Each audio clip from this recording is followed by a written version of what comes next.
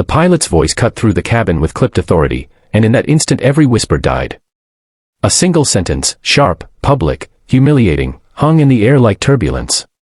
A woman in the third row slowly looked up, calm as still water, while the flight attendant froze beside her.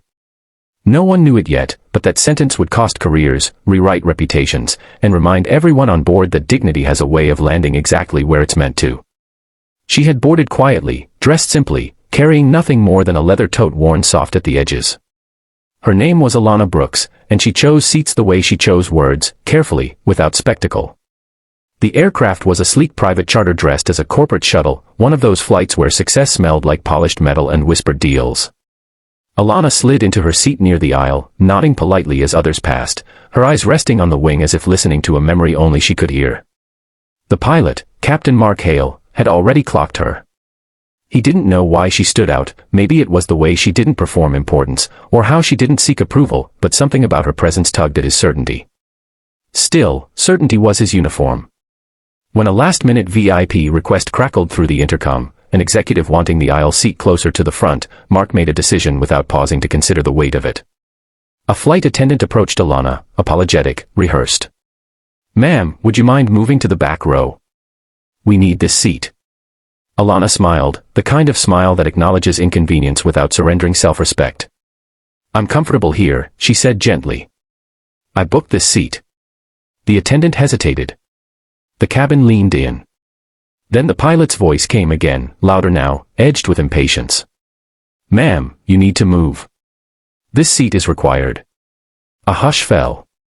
Alana stood slowly, not in defiance, but in dignity.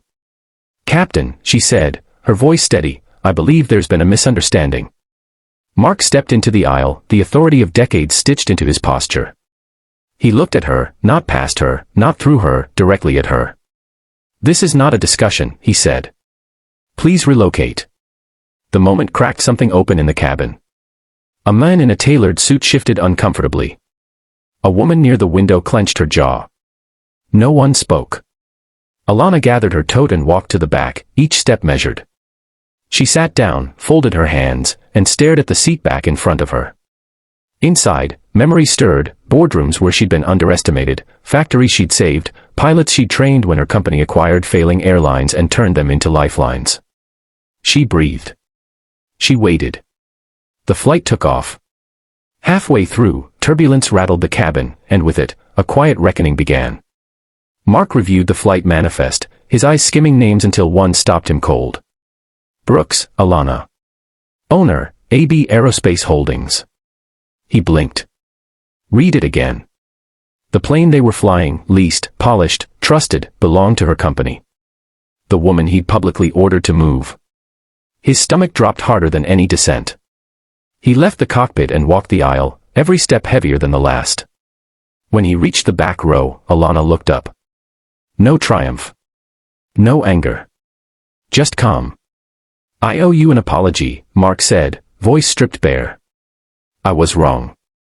She studied him for a moment, then nodded. "I know," she replied.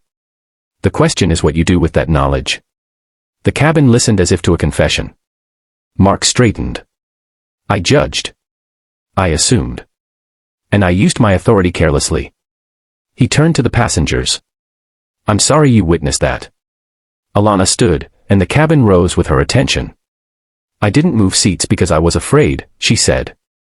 "I moved because sometimes the longer journey is the one that teaches the most people."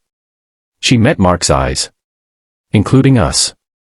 Silence, then something like relief. After landing, Mark resigned his flight for the day. Not as punishment, but as reflection. He would return, trained, humbled, better. Alana walked off the plane last, sunlight catching her face. She paused at the door, turned back once more, and said quietly, "Power doesn't show itself in commands. It shows itself in listening." The story traveled faster than the flight ever could.